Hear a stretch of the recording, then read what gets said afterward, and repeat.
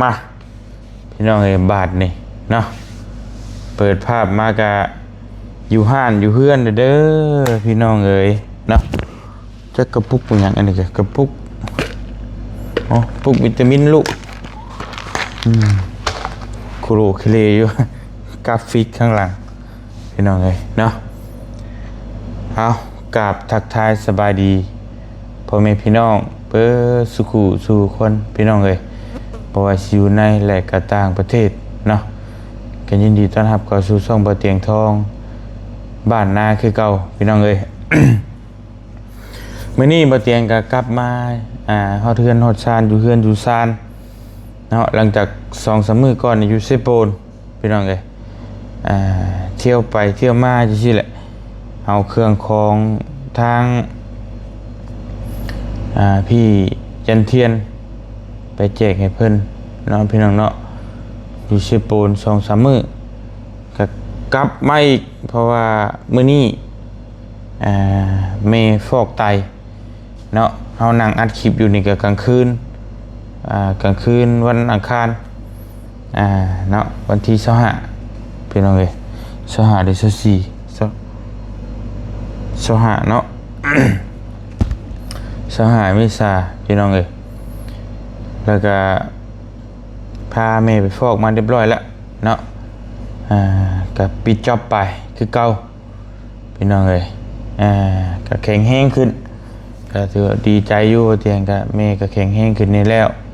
ก็ใครนี่ยอมรับว่าใครนี่อยู่เพิ่นก็พอไปพอมาพี่น้องเอ้ยเนาะ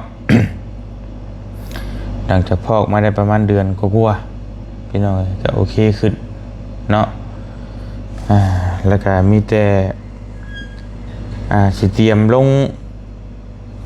อีก 2-3 มื้อคิดว่าน่าจะพาเราไปฟอก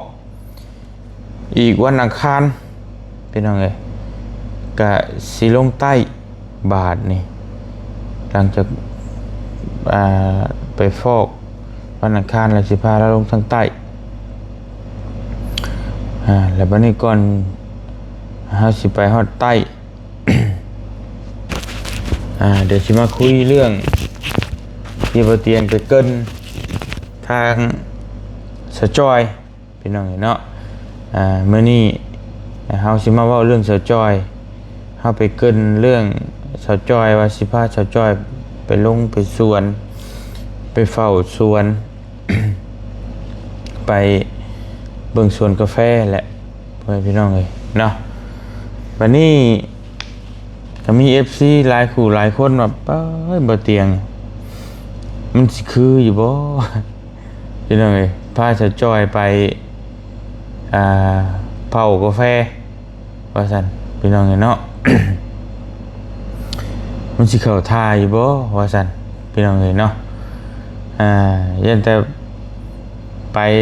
บ่พอใดอยากมาบางคนก็ว่าเดี๋ยวไปให้เฮ็ดในกาแฟเสียนู่นนี่นั่นนั่นแหละหลายคนก็ขอบขอบใจขอบคุญขอบคุณหลายๆทาง FC ก็เป็นห่วงเป็นใยเพิ่นก็แนะนำแล้วก็บอกสอนบอกเตือนก็เตือนนั่นแหละแนวมันดิเพิ่นเห็นว่ามันบ่สมสิสมมาพาควรเนาะ ก็บอกก็เตือนอีกเสียงหนึงก็ว่าโอเคก็เห็นดีเพราะว่าทั้งสะจ้อยก็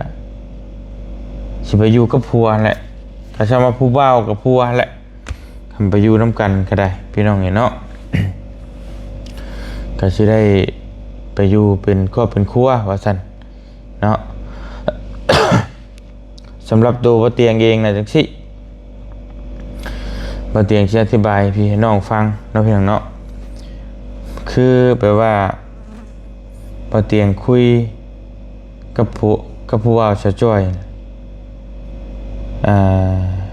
เพิ่นมาจากไปหาเงินมาแต่งผู้สาวนี่แหละแต่งสะจ้อยนี่ ซึ่งจะสิไปเฮ็ดงานเฮ็ดเกี่ยวกับถนนหนทางนะอยู่เวียงจันทน์เงินเดือนละ3 ล้านกีบ3 ล้านก็ประมาณ 5,000 บาท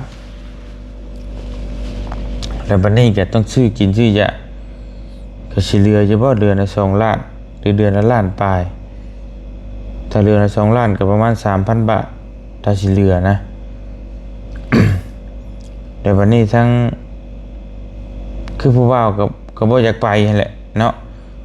บ่เตียงคุยหลังไมค์นี่คือชะจ้อยก็บ่อยากให้ไปเพราะว่ามันไปห่างกันนั่นน่ะก็ประมาณนั้นแล้ววันนี้บ่เตียงก็เลยว่าตัดสินใจถามเพิ่นครั้งนี้ว่าสิไปบ่เผาสวนให้บ่เตียงไปเผาสวนเสียหญ้าเสียตองนั่นแหละบ่เตียงก็บ่ได้คาดหวังดอกว่าเพิ่นสิอยู่ได้ดนหรือบ่ดนแต่บ่เตียงอยากให้เพิ่นทดลองเบิ่งเนาะทดลองเบิ่งเพราะว่าอย่างน้อยเฮาก็ให้โอกาสเพิ่นอีกสักครั้งหนึ่งเพราะว่าที่ผ่านมาก็คือเพิ่นไปเฮ็ดงานขายของน่ะก็เพิ่นพักสงกรานต์ก็มาก็บ่แม่นว่าเฮ็ดบ่ได้ดอกเฮ็ดได้อยู่แต่ก็เพิ่นพักสงกรานต์แล้วก็มาแล้วก็บ่ได้ไปเลยเนาะก็ถ้าว่ามีงานหม้องใหม่ก็สิไปเฮ็ดหม้องพี่นะพี่น้องเอ้ย แต่บ่เตียงก็ฮู้ดีที่สุดแหละว่านิสัยจะจ้อยเป็นแนวใดบ่เตียงก็คุกคีอยู่มากับมันปี2 ปีฮู้ละเนาะบ่เตียงก็ฮู้ละฮู้ล่วงหน้าแหละว่าอยู่เป็นปี2 ปีนี่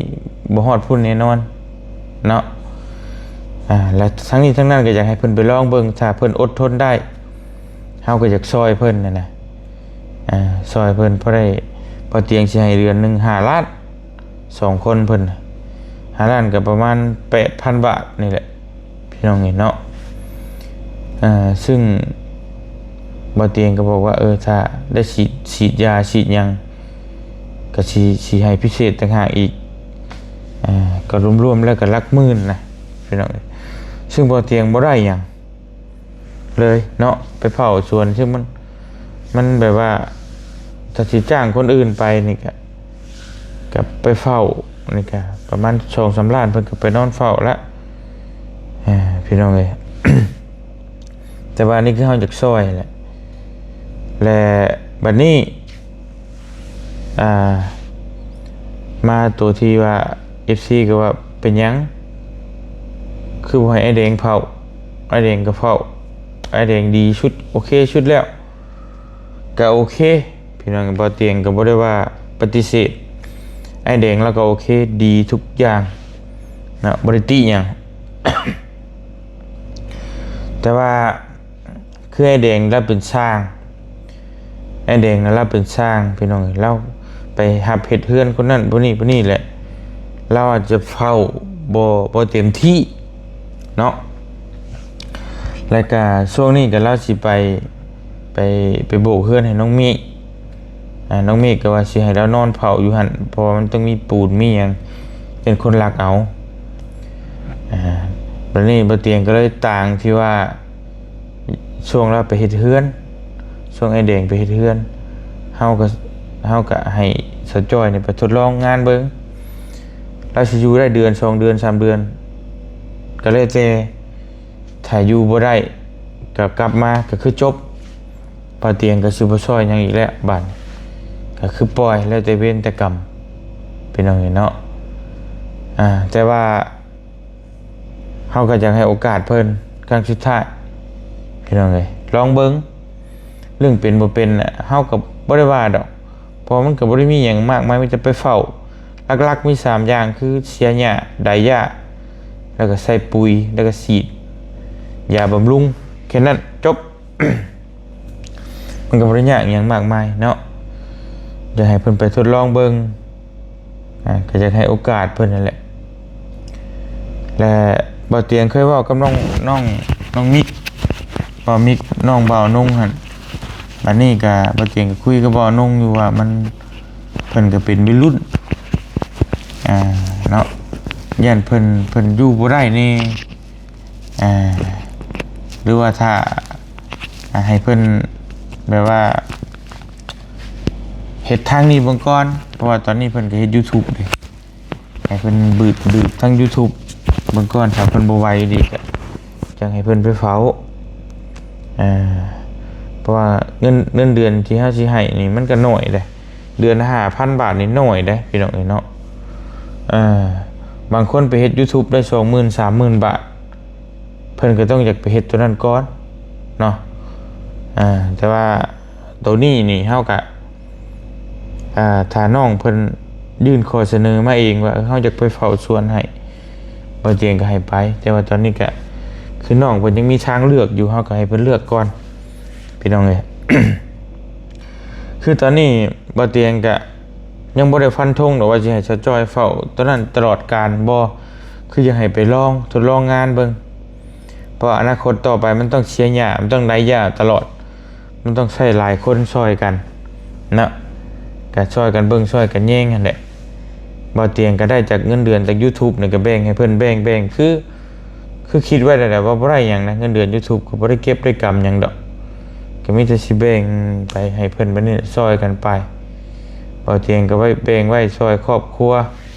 พาแม่ไปรักษาแล้วก็ซื้อนมซื้อข้าวให้ลูกให้เต้ากินนั่นแหละก็ประมาณนั้น